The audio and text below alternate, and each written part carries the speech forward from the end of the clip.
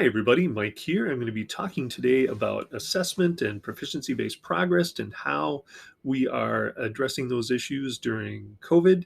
In addition to that, talking about something called the Comprehensive Learner Record, which is something that we've been building in the background to try and support some of the features of assessment and things that we'd like to be able to share, both proficiency-based progress and a learner profile. So, what's changed with assessment? Well, we know that kind of when you just look at the headlines, you see lots of cases where students are not doing well.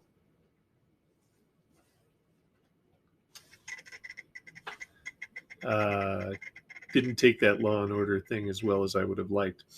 But anyway, ripped from the headlines here, stuff about students not doing well on assessments right now and lots of failing grades. And we know that's been an issue. And so in Edina, one of the things that we've done at the middle level is we've changed our grade scale to reflect that instead of it being about you either got it or you're failing, it's more about you either got it, but anything below a 70% is not yet. You haven't gotten it yet, but you still have an opportunity to.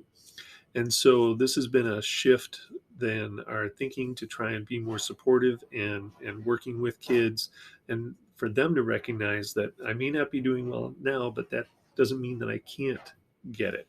And so that's something that we've made that shift on. Now there's some other things that we can talk about, but that's the end of my presentation.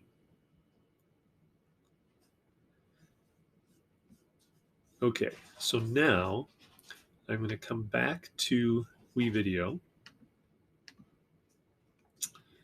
and